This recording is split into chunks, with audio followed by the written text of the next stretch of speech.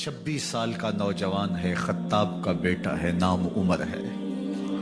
اپنے گھر کے اندر پیچ و تاب کھا رہا ہے کہ اگر یوں ہی اسلام پھیلتا رہا تو ہمارے بتوں کے خلاف اٹھنے والا یہ نظم اتنا پھیل جائے گا کہ روکنا مشکل ہو جائے گا۔ آباء و اجداد کی کہانیاں ختم ہو جائیں گی۔ یہ ایک نیا دین ایسے پنپتا رہا تو پھر اس کو روکا نہیں جا سکے گا۔ کون روکے؟ دل میں خیال آیا اس کا ایک ہی حل ہے کہ بانی اسلام کی زندگی کا چراغ گل کر دیا جائے، لیکن یہ اتنا بڑا کام کون کرے؟ سوچا خود کروں گا۔ اٹھتی جوانی اور یہ پہلوانی کا زمانہ تھا عمر بن خطاب کا۔ اعضاء میں توانائی، طبیعت میں جوش، تلوار حمائل کی۔ دوپہر کے وقت خیال آیا تو کڑکتی دوپہر میں چل پڑے۔ سنسان گلیاں ہیں، سخت گرمی ہے، لوگ دیواروں سے لگ کے چلتے ہیں اگر کوئی کسی کو کسی مجبوری کے تحت کہیں جانا بھی پڑے، لیکن یہ مست ہاتھی کی طرح اپنے ارادے کو عملی جامہ پہنانے کے لیے گھر سے نکل پڑتے ہیں اور اس انداز سے تلوار حمائل کیے ہوئے آگے بڑھ رہے ہیں۔ نعیم بن عبداللہ آگے سے آ رہے تھے، آنکھوں میں اترا ہوا نشہ دیکھا، کہانی سمجھ گئے۔ یہ بھی مسلمان ہو گئے تھے لیکن ابھی ایمان ظاہر نہیں کیا۔ کہا عمر کدھر کے ارادے ہیں؟ کہا بانی اسلام کا چراغ بجھانے جا رہا ہوں، یہ روز روز کی کہانی ختم کرنے جا رہا ہوں۔ آج حمزہ ایمان لائے ہیں، کل کوئی اور آ جائے گا، پھر اس تحریک کو روکنا مشکل ہو جائے گا۔ نعیم بن عبداللہ مسکرا کے بولے گھر کی خبر لی ہے؟ کہا کیا ہوا میرے گھر کو؟ کہا تمہاری بہن فاطمہ بھی اس محمد کی غلام بن گئی ہے، تمہارا بہنوئی سعید بن زید بھی اس کا نوکر بن گیا ہے۔ بس بپھر گئے۔ وہ جو غصہ تھا وہ ادھر منتقل ہو گیا، بہن کے گھر کا رخ کیا۔ جب دروازے پہ پہنچے تو اندر سے قرآن پڑھنے کی آواز آ رہی ہے۔ جو کہا گیا تھا، جو سنا تھا، اس کا یقین پیدا ہو گیا۔ زور زور سے دروازے کو کھٹکھٹانے لگے۔ بہن نے دیکھا کہ بھائی ہے، جو قرآن پڑھ رہا تھا اس کو چھپا دیا اور خود دروازہ کھولا، بس پیٹنا شروع کر دیا، مار مار کے سر پھوڑ دیا، خون بہ رہا ہے۔ جب سر پھٹ گیا تو فاطمہ بنت خطاب بولی عمر تم خطاب کے بیٹے ہو، میں بھی خطاب کی بیٹی ہوں، سن لو محمد کا دامن نہیں چھوڑو، جو کرنا ہے کرو۔ جب یہ تیور دیکھے تو عمر کی حیرت انتہا کو چھو گئی۔ یہ کون سی قوت ہے جس نے ایک عورت کے اندر یہ جذبے رکھ دیے؟ کہا اچھا بتاؤ تم کیا پڑھ رہے تھے؟ کہا تم ناپاک ہو، تمہیں نہیں دوں۔ کہا کیسے دو گی؟ کہا پہلے غسل کرو۔ عمر غسل کر رہا ہے۔ سودا لینے کے لیے بازار گئے، ہاتھ اس کے بکے جس کے خریدار گئے۔ عمر غسل کر رہے ہیں، غسل کر کے باہر آئے تو بہن قرآن لے آئی۔ وہ کھجور کی چھالیں، وہ چمڑے کے اوپر لکھا ہوا قرآن سامنے رکھ دیا۔ عمر پڑھ رہے ہیں طٰہٰ ما انزلنا علیک القرآن لتشقیٰ، اے 14ویں کے چاند محبوب، قرآن اس لیے نازل تو نہیں کیا تھا کہ تم مشقت میں پڑ جائے۔ محبوب رحمت کے دروازے کھل رہے ہیں، کرم نوازیاں ہونے والی ہیں۔ عمر پڑھتے گئے، آنکھوں کے بندن ٹوٹ گئے، آنسو آنے لگے، ٹپ ٹپ آنسو گرنے لگے۔ عمر رو رہے ہیں، بدن کانپ رہا ہے۔ آئے کس ارادے سے تھے، اب حالت کیا ہوئی جا رہی ہے۔ اپنی بہن سے کہا، بہنوئی سے کہا جس در کے تم غلام ہوئے ہو کبھی میں بھی اس در کا غلام نہیں ہو سکتا؟ عمر کی کہیں عمر نہ برباد ہو جائے، مجھے اس چوکھٹ پہ لے چلو۔ کہا چلو ہم اس دہلیز پہ لے چلتے ہیں۔ تلوار اسی طرح حمائل کی ہوئی ہے، حضور دار ارقم میں ہے۔ یہ اسلام کی پہلی درسگاہ ہے، حضرت ارقم کا گھر۔ مسلمانوں کی تعداد بہت تھوڑی، یہاں چھپ کر کے دین سیکھتے ہیں۔ حضور بھی وہاں تشریف فرما تھے، باقی اصحاب بھی وہاں تشریف فرما تھے، حضرت میرے حمزہ بھی وہاں تھے۔ دروازے کی درزوں سے دیکھا کہ عمر آ رہے ہیں، تلوار بھی حمائل کی ہوئی۔ صحابہ نے کہا عمر آ رہے ہیں۔ امیر حمزہ نے کہا کوئی پرواہ نہیں، آنے دو، اچھا ارادہ ہوا تو خوش آمدید کہیں گے، ارادہ اچھا نہ ہوا اس کی تلوار سے گردن کاٹوں گا۔ اللہ اکبر۔ جب دروازہ کھولا تو دو صحابہ نے بازوں سے پکڑ لیا، کندھوں سے، حضور نے فرمایا کندھے چھوڑ دو، کندھے چھوڑ دیے گئے۔ آقا کریم علیہ الصلوۃ والسلام نے ان کے گلے کے اندر جو کپڑا تھا اس کو پکڑ کے جھٹکا دیا، اسلم عمر، عمر اسلام لاؤ، اللہ اکبر۔ اور ساتھ حضور نے حضرت عمر کے دل پہ ہاتھ رکھے، اللہم اہد قلبہ، اللہ عمر کے دل میں ہدایت ڈال دے۔ بس یہ جملہ کہنے کی دیر تھی اور حضور کا ہاتھ پھرنے کی دیر تھی، اندر سے کفر دھلتا چلا گیا۔ اور عمر نے کہا اشہد اللہ الہ الا اللہ واشہد انک رسول اللہ۔ جب یہ پڑا کلمہ تو حضور کی زبان سے بے ساختہ نکلا اللہ اکبر، اور صحابہ نے بھی اللہ اکبر کہا، اور اس زور سے کہا کہ مکے کی گلیاں گونجنے لگی۔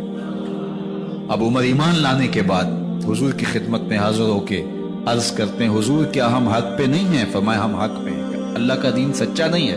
فرمایا اللہ کا دین سچا ہے۔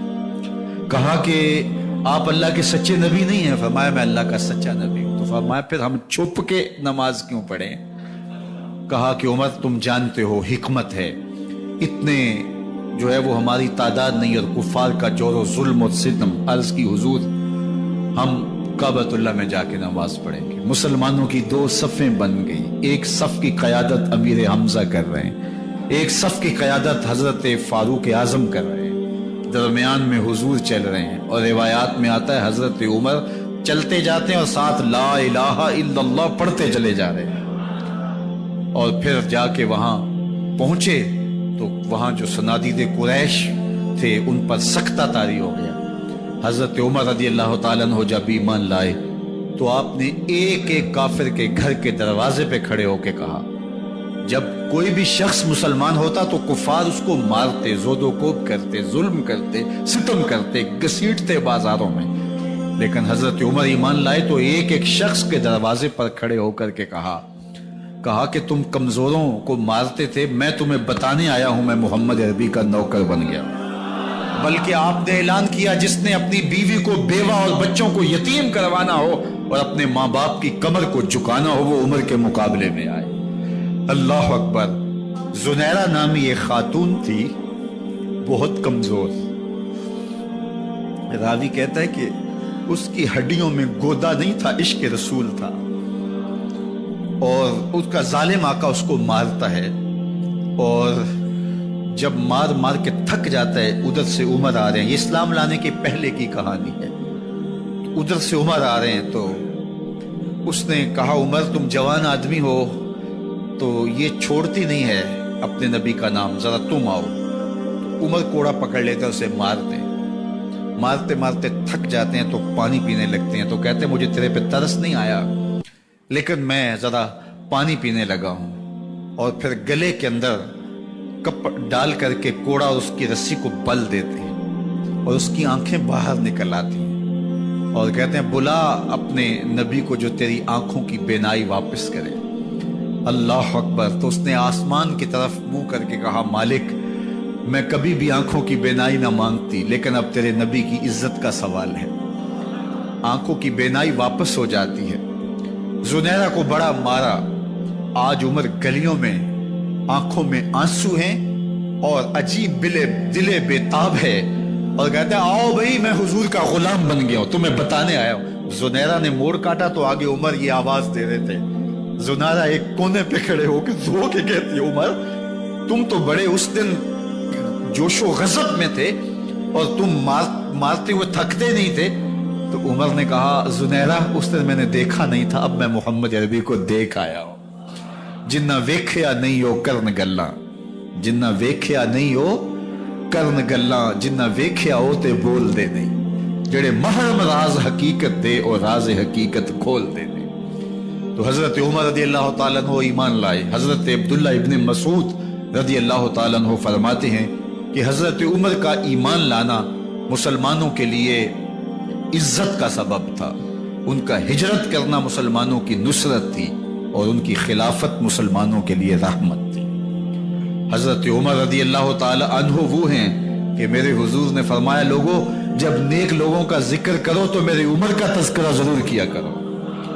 میرا عمر وہ ہے کہ جب وہ ایک جگہ ایک سمت سے آ رہا ہو، ایک گلی اور بازار سے آ رہا ہو، تو شیطان بھی آ رہا ہو، عمر کو دیکھ کے راستہ تبدیل کر لیتا ہے۔ حضرت عمر رضی اللہ تعالی عنہ کی طبیعت کے اندر جو جاہ و جلال تھا، طبیعت کے اندر جو سختی تھی، وہ اسلام کے اندر آ کر بھی قائم رہی، اور آپ نے وہی سختی، وہی جاہ و جلال جو پہلے مسلمانوں کے خلاف تھا، اب کفار کے خلاف، منافقین کے خلاف حضرت عمر کی طبیعت کے اندر وہ جوش و خروش بدستور موجود رہا۔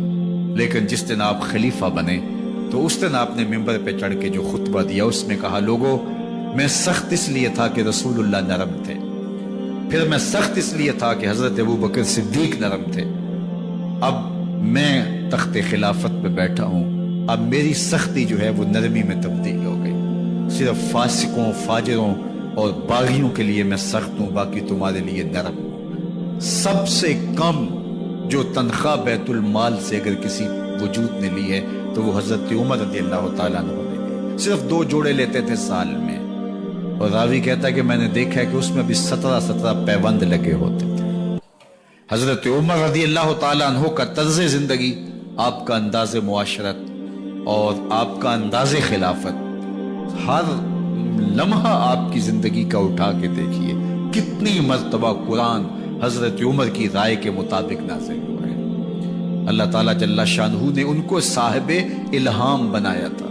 ہر امت میں کوئی صاحب الہام ہوتا ہے، حضور کی امت کا صاحب الہام حضرت عمر رضی اللہ تعالیٰ، اور آقا کریم نے انہیں اپنا وزیر قرار دیا، فرمایا میرے 2 وزیر آسمانوں میں ہیں، 2 وزیر زمینوں میں ہیں، آسمانوں کے وزیر ابو جو ہے وہ جبرائیل اور میکائیل ہیں، اور زمین کے وزیر ابو بکر اور عمر ہیں رضی اللہ تعالی عنہما۔ تو اللہ تعالیٰ جل شانہ نے حضرت سیدنا صدیق اکبر کے بعد حضرت سیدنا عمر بن خطاب رضی اللہ تعالیٰ عنہ سے جو کام لیا، مختصر دور خلافت کے اندر 10 سال 6 ماہ 4 دن آپ نے خلافت فرمائی ہے، لیکن کہاں سے چلے اور یہاں مکران تک، بلوچستان کا حصہ ہے، یہاں تک آپ کے سلطنت کی حدود وسیع، ادھر آرمینیا تک جا پہنچے، حمص فتح کیا، قادسیہ، یرموک، آپ ذرا دیکھیے کہ کہاں تک آپ کی فوجوں کے گھوڑے دوڑتے رہے، اور اللہ تعالیٰ جل شانہ نے ان کو جو توانائی، عدل و انصاف کی قوت عطا فرمائی۔ اللہ اکبر، جب زمین پہ عدل کیا ہو تو زمین بھی حکم مانتی ہے، اور حضرت عمر وہ تھے جن کا حکم ہوائیں بھی مانتی تھی، زمین بھی مانتی تھی، جن کا حکم جو ہے وہ آگ بھی تسلیم کرتی تھی اور دریا بھی ان کا حکم مانا کرتے تھے۔ مصر کے اندر رسم بد جاری تھی، یہ رسم بد جاری تھی کہ سال کے بعد 1-2 شیزہ کو زیورات پہنا کے اچھے لباس میں ملبوس کر کے دریا کی بھیڑ چڑھایا جاتا، اس کی قربانی دی جاتی، اس کا خون بہتا تو دریا چلتا۔ جب اسلام مسلمانوں نے مصر فتح کیا تو گورنر نے لکھا کہ اسلام تو اس طرح کی رسوم کی اجازت نہیں دیتا، لیکن خشک سالی ہے، لوگوں کی فصلیں ویران پڑی ہے، تو حضرت کیا کیا جائے؟ تو حضرت عمر رضی اللہ تعالیٰ عنہ کو جب قاصد آ کے پیغام دیتا ہے تو کاغذ کے ٹکڑے پہ لکھتے ہیں بسم اللہ الرحمن الرحیم، مصر کے نیل کی جانب عمر کا خط، لکھتے ہیں اے نیل اگر تو اللہ کے حکم سے چلا کرتا ہے تو چل، ورنہ ہمیں تیرے چلنے کی کوئی حاجت نہیں۔ اور قاصد کو کہا یہ خط لے جاؤ اور جا کے دریائے نیل میں پھینک دو۔ قاصد جا کے خط دریائے نیل میں پھینک دیتا ہے، پانی آتا ہے، ایسا دریائے نیل چلا 14 صدیاں ہوئی ہیں آج تک کبھی بند ہی نہیں ہوا۔ دریا حکم مانتے، آگ نکلتی ہے، لوگ حضرت عمر رضی اللہ تعالی عنہ کے پاس آئے، حضرت لاوا پھوٹا ہے، آگ نکل رہی ہے اور مدینے کی طرف بڑھ رہی ہے، اب کیا کیا جائے؟ فائر بریگیڈ تو زمانے میں تھی نہیں۔ عمر نے اپنی قمیض اتاری، جس قمیض پہ 17 پیوند لگے ہوئے تھے چمڑے کے، کہا یہ قمیض لے جاؤ، جدھر آگ بڑھ رہی ہے آگے ڈھالنا، آگ پیچھے بھاگ جائے گی۔ زلزلہ آتا ہے تو زمین پہ دھرا مارتے ہیں، زمین رک جا، کیا عمر نے تیری چھاتی پہ عدل نہیں کیا ہے؟ تو یہ عمر ہے رضی اللہ تعالی عنہ کہ جن کے انصاف کی وجہ سے، جن کے عدل کی وجہ سے اللہ تعالیٰ کی رحمات اور اس کی برکات کا نزول ہوتا تھا، اور اللہ تعالیٰ نے مسلمانوں کو وہ آبرومند حکومت دی۔ کائنات کی تاریخ کے اندر ایسی حکومت آپ نے نہیں دیکھی ہوگی جو حضرت عمر نے حکومت کی ہے۔ اللہ اکبر، فرمایا فرات کے کنارے پہ ایک کتا بھی پیاسا مر گیا تو اس کا حساب بھی عمر سے ہوگا۔ جب اتنے علاقے فتح ہو گئے تو ایک دن حضرت عمر بیٹھ کے رو رہے تھے، تو کسی نے کہا حضرت رو کیوں رہے ہیں؟ فرمایا کہ میں اس لیے رو رہا ہوں کہ فلاں پل سے بکریاں گزری ہیں، تو پل کے اندر شکستگی تھی، ٹوٹا ہوا تھا پل درمیان میں، اس میں ایک بکری کی ٹانگ ٹوٹ گئی ہے، تو میں ڈرتا ہوں کہیں اس کا حساب نہ لیا جائے، کہ میرا رب یہ نہ پوچھے کہ عمر تو نے پل صحیح تعمیر نہیں کروائے تھے کہ ایک بکری کی ٹانگ کیوں ٹوٹی ہے۔ یہ ہیں حضرت عمر رضی اللہ تعالی عنہ۔ اللہ اکبر۔ حضرت سیدنا عمر رضی اللہ تعالیٰ عنہ کی پوری زندگی آپ دیکھ لیجئے، آپ دن کو گھر میں بیٹھتے ہیں، دربار خلافت میں بیٹھتے ہیں، اور آپ کا دربار خلافت کیا ہے؟ کوئی عالی نصب محل نہیں ہے، مسجد نبوی کا صحن ہے، وہاں بیٹھ کے فیصلے ہو رہے ہیں۔ باہر سے سفیر آتا ہے اور آ کے پوچھتا ہے کہ میں امیر المومنین کے، مسلمانوں کے حکمران کے دارالامارہ میں محل میں جانا ہے، تو وہ مسکرا کے کہتے ہیں ہمارے امیر کا تو کوئی محل نہیں ہے۔ کہا کہاں ہے تمہارا امیر؟ کہا مسجد نبوی میں ہوگا یا بیت المال کی اونٹوں کی دیکھ بھالی کر رہا ہوگا، ان کی دیکھ بھال میں لگا ہوگا۔ وہ جب گئے تو مسجد میں نہیں ہے، اللہ اکبر، وہاں گئے تو وہاں بھی نہیں ہے۔ پھر کیا دیکھتے ہیں کہ عمر رضی اللہ تعالی عنہ جنت البقیع کے پاس ایک درخت کے نیچے اینٹ کا سرانہ رکھ کے سوئے ہوئے، تو اس نے کہا عمر تو نے عدل کیا ہے، تجھے کچی اینٹ پہ بھی نیند آ گئی، ہمارے حکمرانوں نے انصاف نہیں کیا، اور وہ بند اور محفوظ کمروں کے اندر بھی سکون اور چین کی نیند نہیں سو سکتے۔ حضرت سیدنا عمر رضی اللہ تعالیٰ عنہ نے اس طرح ان امور سلطنت نبھائے۔ آپ دن کو لوگوں کی دیکھ بھالی کرتے، لوگوں کی ضروریات سنتے سمجھتے، اور جب رات پڑتی لوگ سو جاتے، عمر مدینے کی گلیوں میں پہرا دیتے۔ کائنات نے کوئی ایسا بھی حکمران دیکھا ہوگا؟ اللہ اکبر۔ وہ مجاہد جو مختلف محاذات پہ گئے ہوئے ہوتے، ان کے گھروں کی دیکھ بھالی کرتے، ان کی ضروریات کا خیال رکھتے، ان کی آبرو کا پہرا دیتے۔ راتوں کی تنہائیوں کے اندر حضرت عمر اٹھتے اور جا کے گشت کرتے، چکر لگاتے، دیکھتے کوئی آنکھ پر نم نہ ہو، مفلسی کا کسی گھر میں ماتم نہ ہو، لوگوں کی ضروریات کا خیال رکھتے۔ اللہ اکبر۔ ایک دن حضرت عمر رضی اللہ تعالیٰ عنہ ایک گھر کے قریب سے گزرے، گھر سے دھواں نکل رہا تھا، سوچا کوئی مہمان ہوگا، گزر گئے۔ تھوڑی دیر کے بعد پھر دوبارہ اس گلی سے گزر ہوا تو پھر دھواں نکل رہا تھا، پھر گزر گئے۔ 2 گھنٹے کے بعد پھر دوبارہ ادھر سے گزران ہوا تو پھر دھواں نکل رہا تھا۔ رات کا پچھلا پہر ابھی تک گھر سے دھواں نکل رہا ہے۔ عمر رضی اللہ تعالیٰ عنہ نے دروازے کو کھٹکھٹایا، اندر سے خاتون کی آواز ہے، اس وقت کون ہے؟ کہا ایک مسافر ہوں، پوچھنا چاہتا ہوں تمہارے گھر سے دھواں کیوں نکل رہا ہے رات کے اس پہر؟ کہا تمہیں اس سے کیا غرض؟ کہا نہیں مجھے تشویش ہوئی ہے۔ تو اس نے کہا عمر کی جان کو رو رہی ہوں۔ حضرت عمر رضی اللہ تعالیٰ عنہ نے کہا کیا ہوا؟ کہا کہ کھانے کے لیے گھر کچھ نہیں ہے، بچے ضد کر رہے ہیں، ہنڈیا کے اندر پتھر ڈال کر کے میں نیچے سے آگ دیے جا رہی ہوں، بچوں کہتی ہوں تھوڑی دیر ہے تھوڑی دیر ہے، کہ بچے تھک کے سو جائیں گے انتظار کر کے، تو کچھ ہو تو پکے، اور بچے ہیں بھوک سے، شدت بھوک کی وجہ سے سو بھی نہیں رہے، اور میں یہاں بیٹھے عمر کی جان رو رہی۔ حضرت عمر رضی اللہ تعالیٰ عنہ واپس آئے، گھی کا کنستر اٹھایا، آٹے کی بوری لی اور ساز و سامان لیا۔ خادم تھا آپ کا اسلم بیت المال میں، اس نے حضرت یہ سب کچھ میں اٹھا لیتا ہوں۔ کہا حشر کے دن میرا بوجھ اٹھاؤ گے؟ کہا نہیں وہ تو آپ کو اٹھانا ہوگا۔ کہا عمر کو آج ہی خود ہی اٹھانے دو، اور اٹھا کے ان کے گھر آئے، اور گھر آ کے ان کو سب کچھ دیا۔ اور پھر اس کے بعد جب کھانا تیار ہوا، بلکہ روایت میں آتا ہے کہ جب آگ جلا رہی تھی تو عمر جھک کے چولہے میں پھونکے مار رہے تھے۔ اللہ اکبر۔ اس خاتون کو نہیں پتا کہ یہ کون ہے، یہ کوئی اجنبی مسافر ہے، میری مدد کر رہا ہے۔ پھر بچے جو ہے وہ جب کھانا کھا کے خوش ہوئے تو حضرت عمر رضی اللہ تعالیٰ عنہ نے دل میں سوچا اور کہا عمر جس طرح تو نے بچوں کو رلایا ہے آج ان بچوں کو ہنساؤ گے۔ تو بچے بیٹھے ہیں تو عمر کبھی ادھر جاتے ہیں کبھی ادھر جاتے ہیں، جس طرح بچوں کو کھلانے کے لیے جو ہے وہ گھٹنوں کے بل اور ہاتھوں کے بل لوگ چلتے ہیں، حضرت عمر یوں چلتے ہیں اور وہ بچے مسکراتے ہیں۔ جب بچے ہنسنے لگے، کھانا کھا چکے، عمر اس خاتون سے مخاطب ہو کے کہتے ہیں بہن دیکھ عمر کی بڑی مجبوریاں ہیں، فسطاط، یرموک، کہاں کہاں آرمینیا، کہاں کہاں سرحدوں پہ محاذ پہ لوگ موجود ہیں، ان کی دیکھ بھالی کرنی، امور خلافت، کیا کیا معاملے ہیں، تنہا اکیلے بیچارے کی جان ہے، وہ نہیں خیال کر سکا، چل تو اسے معاف کر۔ وہ بہن کہتی ہے تو اتنی ہمدردی کیوں کرتے عمر کی؟ نہیں، میں عمر کو معاف نہیں کروں، کل قیامت کے دن میں اللہ کے حضور عمر کا گریبان پکڑوں گی۔ تو دوسرے علاقے فتح کرتا تھا، میری خبر ہی نہیں تھی؟